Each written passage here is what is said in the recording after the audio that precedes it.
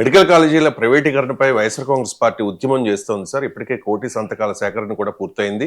నిన్న పార్లమెంట్ వద్ద వైసీపీ ఎంపీలు ప్లకార్డులతో నిరసన కూడా తెలియజేసిన పరిస్థితి.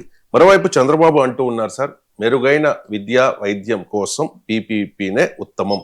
కొత్తగా నిర్మించే ప్రభుత్వ వైద్య కళాశాలల మీద యాజమాన్యం అండ్ పెత్తనం ఈ రెండు కూడా ప్రభుత్వానికే ఉంటాయి, నిర్వహణ మాత్రమే ప్రైవేట్కి ఇస్తున్నాము అంటూ మాట్లాడారు. ఒకసారి చంద్రబాబు బయట ప్లే చేయండి. అలాంటి పరిస్థితిలో ఇంకొక పక్కన మీరు చూస్తే, నేను ఏ పని చేసినా భావితరాల కోసం ఆలోచిస్తాను. సంపద సృష్టించాలి, ఆదాయాన్ని పెంచాలి, ఉపాధి అవకాశాలు మెరుగుపరచాలి. ఈరోజు మీరు చూసినప్పుడు మెడికల్ కాలేజీలు కూడా కొంతమంది కావాలని రాజకీయం చేసే పరిస్థితికి వస్తున్నారు. ఏదైతే ఈరోజు ఒక రోడ్డు ఉంది, రోడ్డు మనం ఏం చేసేది పీపీపీ మోడల్లో చేస్తాం. 10-15 సంవత్సరాలు వాళ్ళు రన్ చేస్తారు, రన్ చేసి మళ్ళీ ప్రభుత్వానికి అప్పచెప్తారు. అది ప్రభుత్వ ఆస్తి, రన్ చేసేది ప్రైవేటు వ్యక్తులు. తద్వారా ఎక్కువ పనులు అవుతాయి. నిన్న పార్లమెంటరీ కమిటీ కూడా ఒక మాట చెప్పారు. ఈరోజు ఉండే పరిస్థితిలో మెరుగైన చదువు కావాలన్నా, మెరుగైన సేవలు కావాలన్నా ఈ హాస్పిటల్ కానీ కాలేజీలు కానీ పీపీపీ విధానమే మెరుగైన విధానమని పార్లమెంటరీ పార్టీ కూడా చెప్పే పరిస్థితికి వచ్చారు, రికమెండేషన్లు ఇచ్చే పరిస్థితికి వచ్చారు. అలాంటిది మనం పీపీపీ విధానంలో ముందుకు పోతే ప్రజల్ని మభ్యడానికి ప్రైవేట్ అంటారు.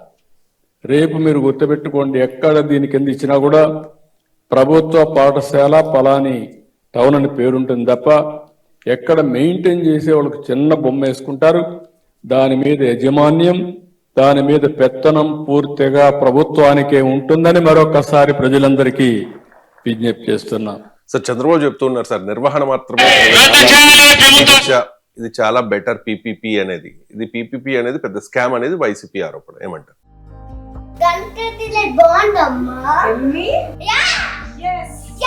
కంట్రీ డిలైట్ బఫెలో మిల్క్ ని మా ఫ్యామిలీ వాళ్ళకి ఎప్పటి నుండో వాడుతున్నాను. ఈ పాల ఫస్ట్ యూజ్ నుండి నాకు దీనిపైన చాలా నమ్మకం వచ్చింది. Choose Country Delight and live better. పెద్ద వైసీపీ ఏమన్నది అనేది ఐఎమ్ నాట్ ఇంట్రెస్టెడ్. కానీ పార్లమెంటరీ స్టాండింగ్ కమిటీ చెప్పింది వేదం కాదు కదా. పార్లమెంటరీ స్టాండింగ్ కమిటీ అంటే ఎవరు? పార్లమెంటరీ స్టాండింగ్ కమిటీలో అత్యధిక మంది ఎన్డీఏ సభ్యులు ఉంటారు కదా. సో బీజేపీ ఎన్డీఏ అధికార కూటమిగా వాళ్ళే ఉంటారు, వేరే వాళ్ళు ఎవరు ఉంటారు? Standing committee is not an expert committee. అదేమైనా ఆర్థికవేత్తలతో కూడుకున్న కమిటీ కాదు. ఈవెన్ ఆర్థికవేత్తలతో కూడుకున్న కమిటీ అయినా కూడా అసలు మొత్తం ప్రైవేటే కావాలని చెప్పే వాళ్ళకి కూడా ఉన్నారు కదా ఆర్థికవేత్తలు కూడా. ఫండమెంటల్ పాయింట్ ఏంటంటే ప్రజలకు ఏంటి అని. ఇప్పుడు చంద్రబాబు నాయుడు స్టేట్మెంట్లో ఉన్నది ఏంటంటే కాలేజీలు కాదు, ఆసుపత్రులు కాదు, స్కూళ్లను కూడా పీపీపీలోకి చేయబోతున్నారు. స్పష్టంగా చెప్పాడు కదా, ప్రభుత్వ పాఠశాలగా ఉంటుంది, చిన్న బొమ్మ వేసుకుంటారు, ప్రైవేట్ వాళ్ళు నిర్వహిస్తారు. అంటే చంద్రబాబు నాయుడు ఆంధ్రప్రదేశ్లో రాబోయే కాలంలో ఇక గవర్నమెంట్ స్కూళ్ళు ఉండవు, పీపీపీ స్కూళ్ళు మాత్రమే ఉంటాయి. ఎంత ప్రమాదకరమో మీరు ఆలోచించండి. అసలు చదువు చెప్పడం ప్రభుత్వ చట్టం కదా, విద్యా హక్కు చట్టం. కొన్ని ప్రభుత్వం చేయకూడదు, అనుమానమే లేదు. ప్రభుత్వం వ్యాపారాలు చేస్తే మోస్ట్ ఇన్ఎఫిషియెంట్గా ఉంటాయి, అనుమానం లేదు. ప్రభుత్వం ఏమి చేయాలో అది చేయాలి, ప్రైవేట్ వాళ్ళు ఏం చేయాలో అది చేయాలి. రేపు పోలీస్ స్టేషన్లను కూడా పీపీపీ మోడల్ పెడతారా? ప్రభుత్వ ప్రైవేట్ భాగస్వామ్యంలో పెట్టండి పోలీస్ స్టేషన్లను. సో నాకు అర్థం కాని అంశం, పీపీపీ మోడల్ లో ప్రపంచంలో పీపీపీ మోడల్ నిరుపేదల ప్రయోజనాలు ఎక్కడ కాపాడని చెప్పండి. అసలు పెత్తనం మాదే అంటారు, యాజమాన్యం ఓకే, పెత్తనం మీద నిర్వహణ ఏంటి? పెత్తనం నాకు రెండింటి మధ్య తేడా నాకు ఇప్పటికీ అర్థం కాలేదు. పెత్తనము నిర్వహణ అంటే ఏంటి? పెత్తనం అంటేనే కదా నిర్వహణ, నిర్వహణ అంటేనే పెత్తనం కదా. పెత్తనం ప్రభుత్వం ఉందట, నిర్వహణ ప్రైవేట్ అంట, అది ఎట్లా సాధ్యమవుతుంది? సో పెత్తనం వేరు, నిర్వహణ వేరు కాదు కదా, రెండు ఒకటే. యాజమాన్యం ఒప్పుకుంటా పోనీ. సో యాజమాన్యం అనేది ప్రభుత్వాన్ని ఉంటుంది అంటే అర్థం ఉన్నది. పెత్తనము నిర్వహణ ఒకటే కదా. నిర్వహణ అంటే ఏంటిది? మేనేజ్మెంట్. పెత్తనం ఏంటంటే మేనేజ్మెంట్. నాకు ఇప్పుడు చంద్రబాబు నాయుడు గారిని కోరేది ఏంటంటే, అయ్యా పెత్తనానికి నిర్వహణకి తేడా ఏంటి? సో పెత్తనం చేస్తా అంటే ఏ ప్రైవేట్ వాడైనా ఎందుకు వస్తాడు? వాళ్ళకి పెత్తనం ఇవ్వకుండా మీరు పెత్తనం చేస్తా అంటే ఇస్తారా? ప్రైవేట్ వాడు ఎందుకు ముందుకు వస్తాడు? రెండో పాయింట్ ఏంటంటే, ఇవాళ ప్రభుత్వ స్కూళ్ళు ఉన్నాయి, ప్రభుత్వ స్కూళ్ళకి అయ్యే ఖర్చు విద్యార్థుల నుంచి వసూలు చేయరు. మొత్తం ప్రభుత్వమే పెట్టుకుంటుంది, ఎందుకంటే ప్రజల బాధ్యత కనుక. ప్రైవేటు వాళ్ళు వచ్చి ఆ స్కూల్ నడుపుతుంటారు, వాళ్ళు మొత్తం ఎందుకు పెట్టుకుంటారు ఖర్చు? అసలు ఎవరైనా ప్రపంచంలో ఎక్కడైనా ప్రైవేట్ వారు లాభం లేకుండా పనిచేస్తారా? అది ప్రాక్టికల్గా జరుగుతుందా? మీకు చారిటీ ఓకే, దాతృత్వం అంటే వేరు, వాలంటరీ ఆర్గనైజేషన్స్ ఎన్జిఓ నడిపేంటే నేను ఒప్పుకుంటా. అసలు ప్రైవేట్ అంటే ప్రాఫిట్ లేకుండా ఎందుకు నడుపుతారు? You can't even expect. అంటే ఇప్పుడు ప్రైవేటు పబ్లిక్ భాగస్వామ్యం వచ్చినప్పుడు ప్రభుత్వం ఏమో స్కూలు పెడుతుంది, అన్నీ చేస్తుంది, ప్రైవేట్ వాళ్ళకి అప్పేస్తుంది. వాళ్ళు ఏం చేయాలి అంటే ప్రభుత్వం వాళ్ళు డబ్బులు ఇస్తే ప్రైవేట్ వాళ్ళు నడుపుతుంటారా? అది భాగస్వామ్యం ఎందుకు అవుతుంది? ప్రైవేట్ వాళ్ళ హైరింగ్ అవుతుంది, దాని భాగస్వామ్యం అనరు. పార్ట్నర్షిప్ ఎక్కడిది అంటే ప్రైవేట్ వారు రోడ్లతో పోల్చాడు, టోల్ ట్యాక్స్ లాగా. అని అర్థం ఏంటి? టోల్ ట్యాక్స్ ఏం చేస్తున్నారు అంటే మీరు కూడా స్కూళ్ళల్లో టోల్ ట్యాక్స్ పెడతారా? ఇప్పుడు కంపారిజన్ మీకు చంద్రబాబు నాయుడు ఏం చెప్తున్నాడు? రోడ్లను చూడండి మీరు, ప్రైవేట్ వాళ్ళు వేస్తారు, ప్రభుత్వానికి అప్పచెప్తారు, ఇంతేనా? రెండే చెప్తారా? మధ్యలో టోల్ ట్యాక్స్ వసూలు చేస్తారా? చెప్తలేరు, మీరు చూడండి. సో అది కీలకమైన దాని వివరణ ఇవ్వాలి కదా చంద్రబాబు గారు. టోల్ ట్యాక్స్ మరి గురించి, టోల్ ట్యాక్స్ ఎంత వసూలు చేస్తున్నారు అంటే మీరు స్కూల్ ట్యాక్స్ వసూలు చేస్తారా, కాలేజ్ ట్యాక్స్ వసూలు చేస్తారా? అంటే మీరు ఇప్పుడు ఏదో ఒకటి లేదు, ప్రైవేట్ వాళ్ళు ఎందుకు పెడతారు? ప్రైవేట్ వాడు ఒక 50 కోట్లతో రోడ్ వేస్తాడు, 15 ఏళ్ల పాటు అక్కడ టోల్ ట్యాక్స్ వసూలు చేసుకుంటాడు, 50 కోట్ల పైన 100 కోట్లు వసూలు చేస్తాడు, అప్పుడు ప్రభుత్వానికి ఇచ్చేస్తాడు. Yes correct. అంటే స్కూళ్ళు కూడా అదే చేస్తారన్నట్ట. అంటే మీరు స్కూళ్ళు ప్రైవేట్ వాళ్ళకి ఇస్తే ప్రైవేట్ వాళ్ళు నిర్వహిస్తూ విద్యార్థుల నుంచి ఫీజు వసూలు చేస్తూ ఒక 10 ఏళ్ల దాకా ఫీజులు వసూలు చేస్తూ, అంటే ఆ స్కూల్ పెట్టడానికి ₹1 కోటి ఖర్చు పెట్టి పిల్లల నుంచి తల్లిదండ్రుల నుంచి 2 కోట్లు పీల్చి అప్పుడు మళ్ళీ ప్రభుత్వానికి అప్పచెప్తారు కదా. ఇదే కదా మీరు చెప్పేది, టోల్ ట్యాక్స్ విధానమే కదా. ఇప్పుడు మీరు పీపీపీ అంటే ఇదే. చంద్రబాబు చెప్తున్నారు రోడ్డు గురించి ఉదాహరణ. అంటే ఇప్పుడు ప్రభుత్వ స్కూల్లో ఫీజులు లేవు, రేపు ప్రైవేట్ వాడు టోల్ ట్యాక్స్ లాగా ఫీజులు వసూలు చేస్తారని చంద్రబాబు నాయుడు ఓపెన్గా చెప్తున్నాడు కదా. ఈ కాలేజీలలో మీరు ప్రభుత్వ కాలేజీలు ఉండవు, కాలేజీలలో టోల్ ట్యాక్స్ లాగా ఫీజు వసూలు చేస్తారని ఓపెన్గా చెప్తున్నాడు. అంటే ఈ టోల్ ట్యాక్స్ లాగా స్కూల్ ట్యాక్స్ రాబోతుంది. రాబోయే కాలంలో స్కూళ్ళలో కాలేజీలో కూడా ఆంధ్రప్రదేశ్లో టోల్ ట్యాక్స్ రాబోతుంది. ఇది కదా ఇండికేషన్. పోల్చారు కదా, మీరు కావాలంటే ఆ బయట మళ్ళొక్కసారి ప్లే చేయండి, వ్యూవర్స్కు క్లారిటీ ఉంటుంది. దయచేసి మీకు ఒకసారి సార్ బయట మళ్ళీ ఒకసారి విందాం, ప్లే చేయండి.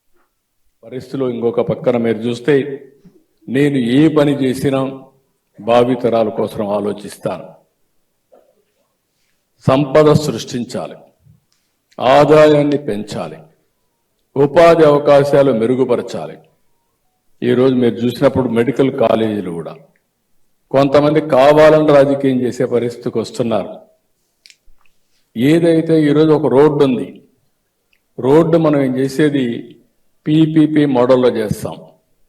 10-15 సంవత్సరాలు వాళ్ళు రన్ చేస్తారు, రన్ చేసి మళ్ళీ ప్రభుత్వానికి అప్పచెప్తారు. అది ప్రభుత్వ ఆస్తి, రన్ చేసేది ప్రైవేటు వ్యక్తులు, తద్వారా ఎక్కువ పనులు అవుతాయి. నిన్న పార్లమెంటరీ కమిటీ కూడా ఒక మాట చెప్పారు. ఈరోజు ఉండే పరిస్థితిలో మెరుగైన చదువు కావాలన్నా, మెరుగైన సేవలు కావాలన్నా ఈ హాస్పిటల్ కానీ కాలేజీలు కానీ పీపీపీ విధానమే మెరుగైన విధానమని పార్లమెంటరీ పార్టీ కూడా చెప్పే పరిస్థితికి వచ్చారు, రికమెండేషన్లు ఇచ్చే పరిస్థితికి వచ్చారు.